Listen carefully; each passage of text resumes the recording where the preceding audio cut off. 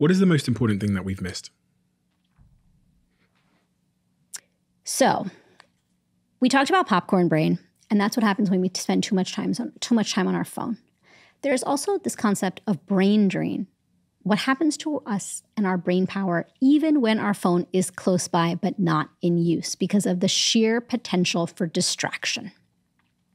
So our phones are really powerful. They are not benign devices.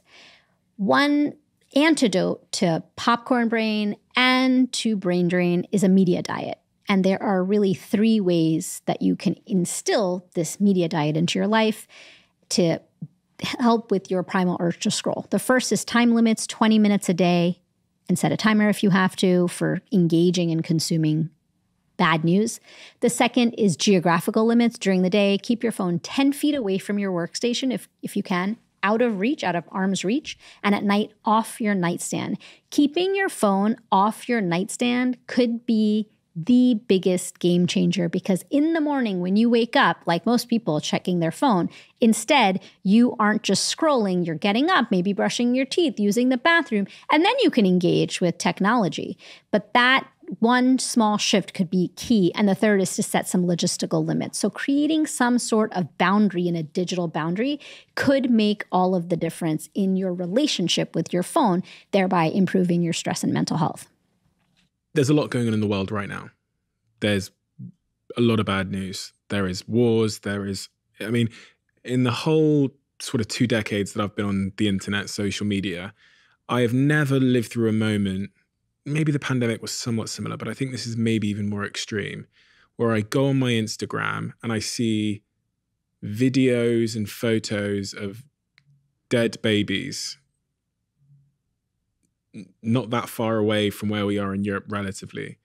And there's a sort of trauma involved in that. So much so that the other day I walked into my kitchen and my partner was sat there and she's just crying and she's looking at her phone and she's crying.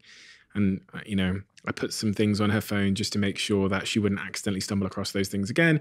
And then the next day we had the same situation happen where she was in the kitchen and she was very, very upset. She was, again, tears coming down her face. She's like struggling with it for multiple days in a row.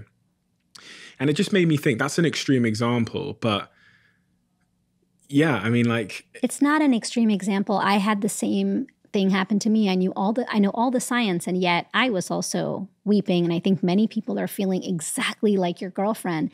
And the science supports this. We're experiencing, in many ways, it's like the cycle of trauma. And a researcher who I spoke to for my book, Roxanne Silver, who is a psychologist in California, has shown through multiple studies that your risk of PTSD increases when you consume graphic images, even if the thing that you're consuming is happening thousands of miles away. Like the war. Like any conflict, any climate disaster, anything. If you start consuming graphic images and videos, you increase your risk of PTSD, your own personal risk, even though you have not had any direct trauma, because it's indirect trauma that you're seeing.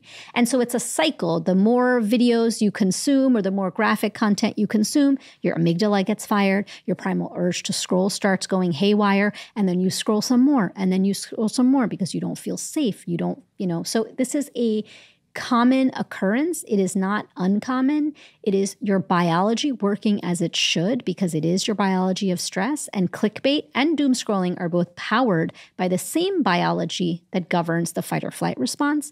And there is actual data to show that it increases your risk of PTSD and increases your risk of getting mental health conditions later in life. So years later.